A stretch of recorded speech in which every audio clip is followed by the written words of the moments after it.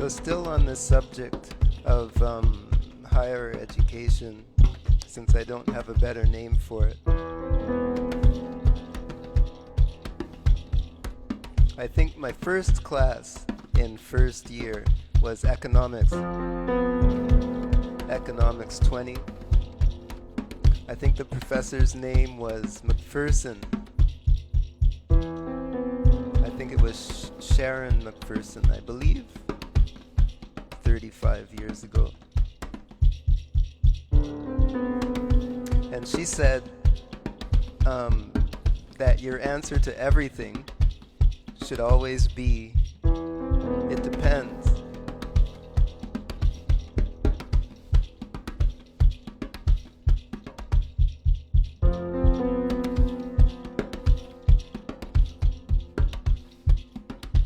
I mean, I'm sure she was talking as an economist. So if we get questions as economists, we're supposed to answer, well, it depends. But kind of it's a good answer to use all the time, I think. While we're on the subject of higher education, until I find a better name for it.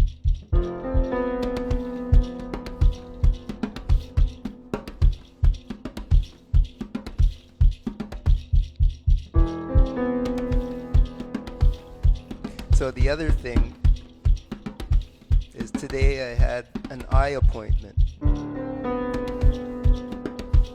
I had eye surgery to correct strabismus.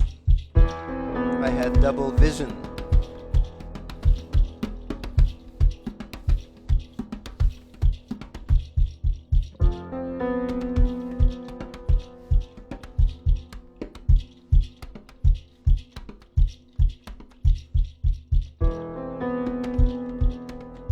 And it reminds me of a movie I saw once, a short Japanese movie. I even forget the name of it. But it was about a guy, a filmmaker or a photographer, but working in cinema and pictures. And he was colorblind. So it films him as he's going through this exercise or process or decision of going through an operation to basically correct, I'm using air quotes, his color blindness. And at some point, close to the end of the film, it's a short film, the main question is, you know, kind of, am I okay just leaving this as it is? Like, how I view the world with my color blindness. Isn't it okay?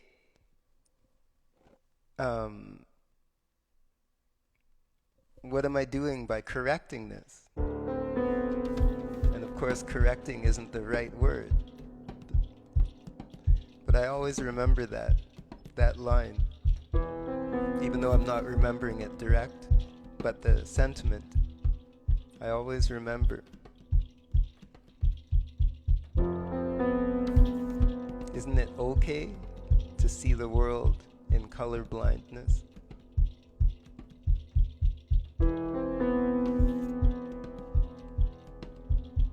Seeing as how you can adapt.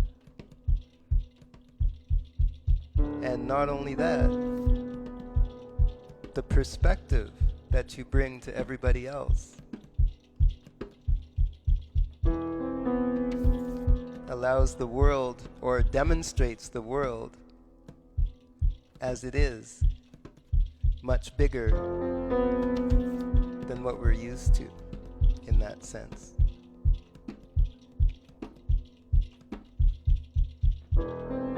Which is why I say punishment cannot bring peace.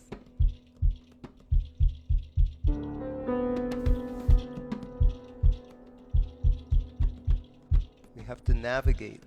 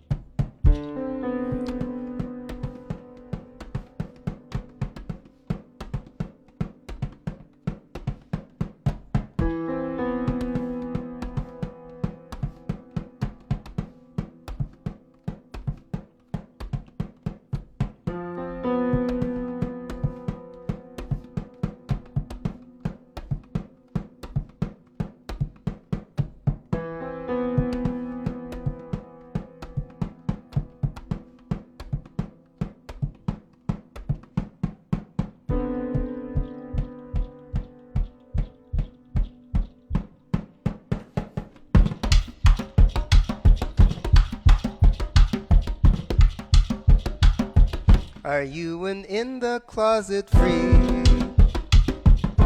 Why not stop being we? Don't beat everybody down. Just let them know you're around. Be in charge of your own life. Close your ears to the hype. Replace high-polluting language with words easier to manage.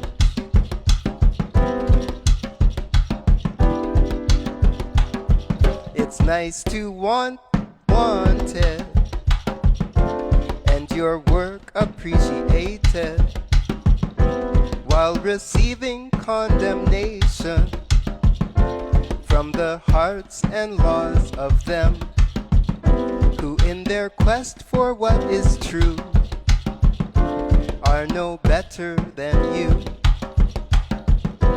We'll ignore their foul presence, for good things are in abundance.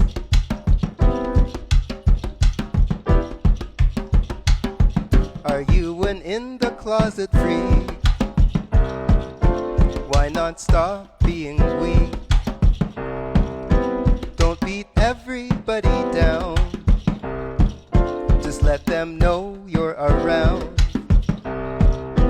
Be in charge of your own life. Close your ears to the hype. Replace high-polluting language with words easier to manage.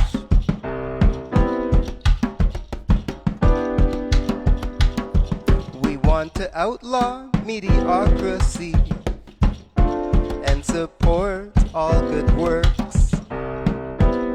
This damned consumerocracy loses to producerocracy.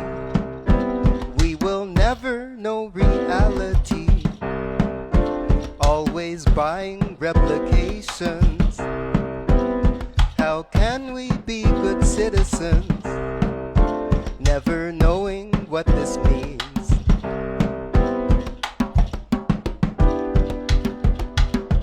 Are you an in the closet free? Why not stop being weak? Don't beat everybody down. Just let them know you're around. Be in charge of your own life. Close your ears to the hype. Replace high-polluting language with words easier to manage.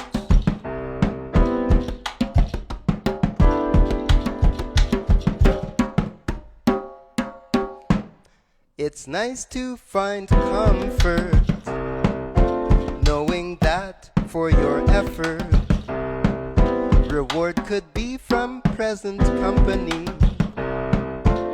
and similar to a symphony, it will draw its varied elements from long probing filaments, correcting corners of the universe as messengers of the nerves.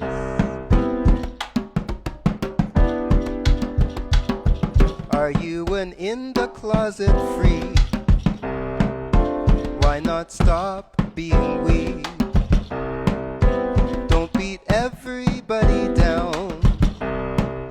Just let them know you're around. Be in charge of your own life. Close your ears to the hype. Replace high-polluting language with words easier to manage.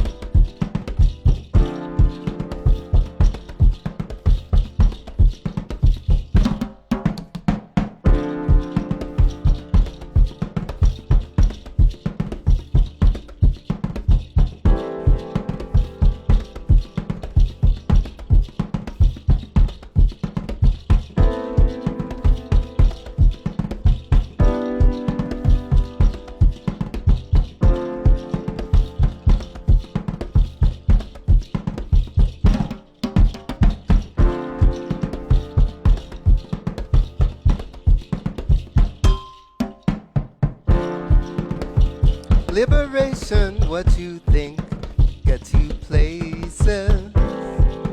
Liberation, what you want gets you places.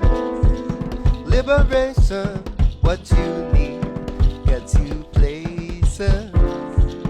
So what do you feel about liberation?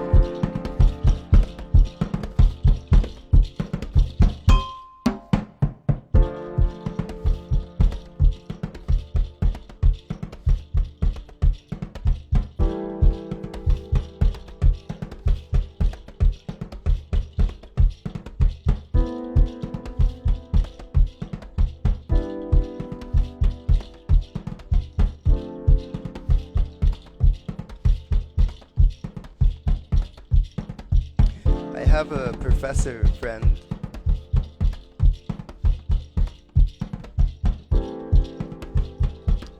who's at the encampment at U of T in Toronto. This piece that I'm playing now is an excerpt from a book that she edited called Who Are You Without Colonialism? Pedagogies of Liberation.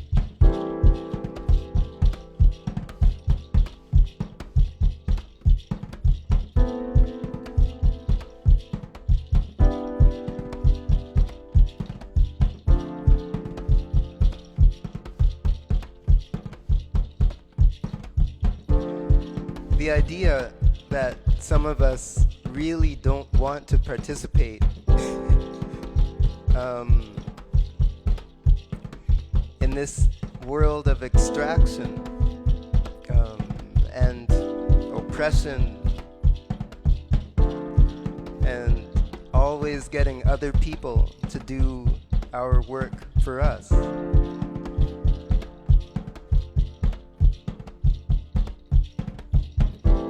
Always trying to harvest maximum things, trying to get the most out of something, trying to get ahead.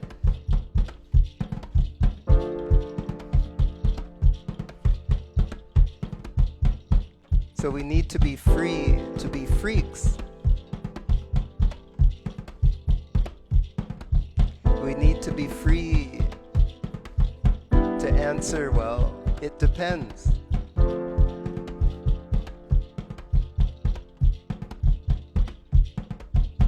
We need to be who we are without colonialism, without patriarchy, without telling us that we must be one way or the other. Nice to have the freedom to do things in a way that's more amenable to who we are. And we know that by way of education.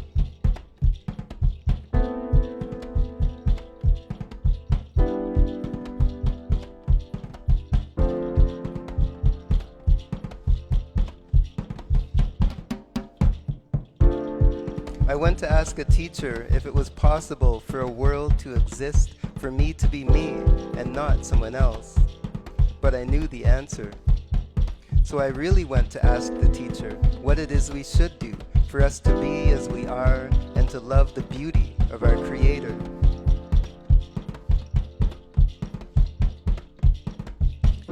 I thought I needed liberation from being unsettled while seeking impossibilities of perfection.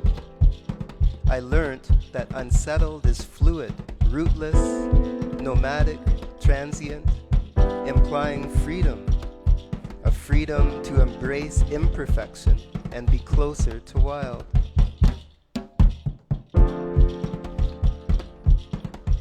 I learned that unsettled is worried, uneasy, implying empathy and capacity to share experience. Unsettled is closer to wild. So now I feel I need liberation to be unsettled, to be open to experience, to be free to feel.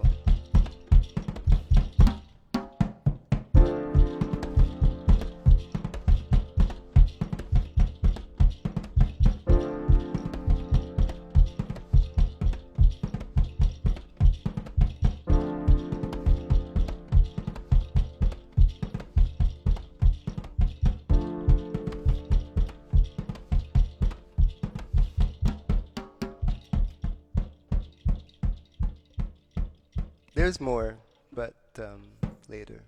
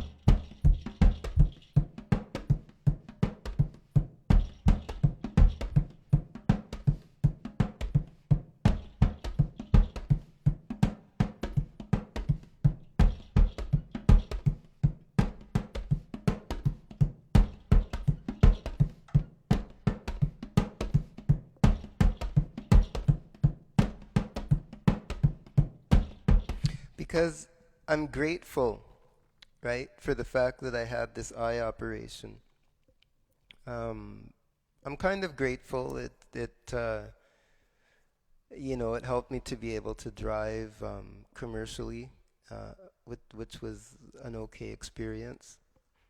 Um, but really, there's something.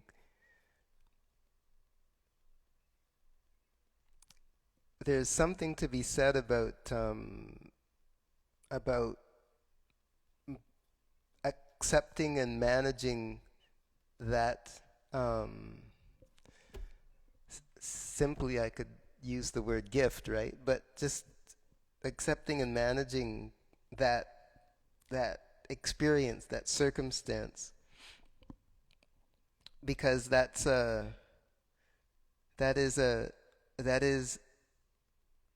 is truth, right? Right? It's a true word. It's a true experience, which kind of is the essence of justice, right? The hearing of all voices, the seeing of all sides.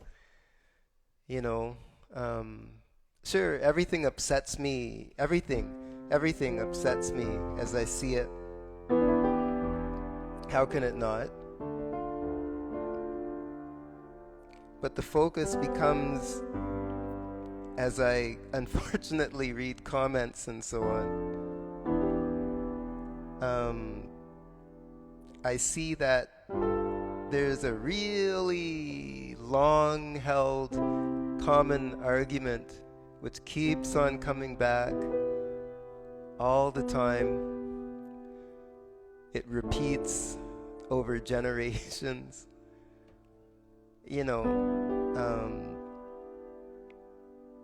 The idea, that kind of if we're not using things commercially or to make money, or if we're not sort of exploiting stuff or taking the most that we can get out of something, that somehow we're doing it wrong. That there's only one way of doing it. And if you do otherwise or don't do it how I, as the progressive, I suppose, but not in that term, I as the civilized do it, then then it should be taken away from you. Because if you're not doing it my way, then you're not really doing it at all, which is a really strange concept. But so that's the element of the importance of all truth, of the truth, right? Because that way you get to see the whole elephant, even if you can't see that old thing.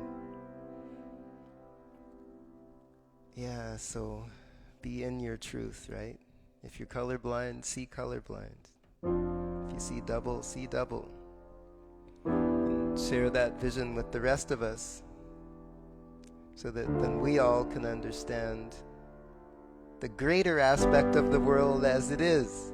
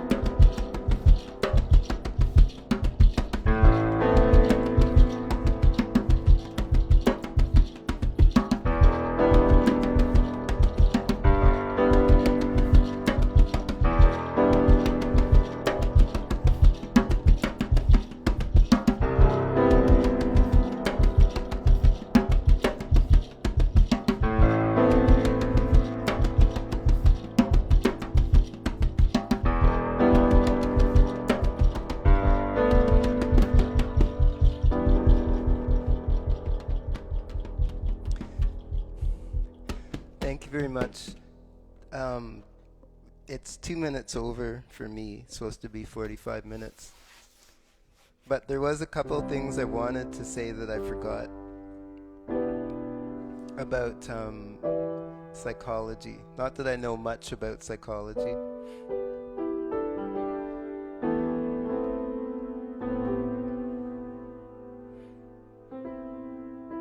Actually, I don't really know anything about psychology, but I mean, I did take a course or two or three. Um, but the experience I want to talk about psychology is in the context again of the university and perception. It's the other memory I have of my first year, aside from the economics professor who said everything is depends. The other professor I remember is the psychology professor first year. And he was talking about the senses and the ears and hearing. And one time he was, I don't want to say a nerdy guy, but anyways, he had a tweed suit and standing up in front of the class, balding with hair that you fold over. And he was just talking, using a kind of a microphone like this. And then he started to about the ears and how he started to flick his ears and say that it's not necessary, this piece of cartilage or whatever it is that he's just flicking. He says it has nothing to do with how you hear or none of the work happens in this thing. And he was flicking his ear. And he thought that was so funny. He was just laughing and chuckling to himself as he was talking this, and that's another one of the memories I have. And just the context again is that it's the perception, right? Because there's how many words do you need to use? There's so much evidence about like what is going on and what's happening and how much suffering is going on. But how that gets into the body, how that's processed inside the body, how it's consumed, just is fascinating, and it means that there's something much more, much deeper in the words and what's happening with those words when they get inside the body. And the one thing about my school where I went with psychology is that's where I encountered the professor who ended up basically stopping me from continuing in any kind of academic continuance after I graduated that time, because he demonstrated to me the double or triple standards, as Professor Rodriguez likes to say. That certain rules apply to some and not to others, and that was a psychology professor. I just remembered that, and I wanted to share that. And that's enough for today. Thanks for tuning in. I'll keep it to 45 next week, and hopefully you'll tune back in next week. And if you weren't able to catch it, I'll put it on YouTube in a minute, and you can replay it to your desire. Okay. Thank you very much for showing up. Enjoy your week, and take care of yourselves, and take care of others too. All right.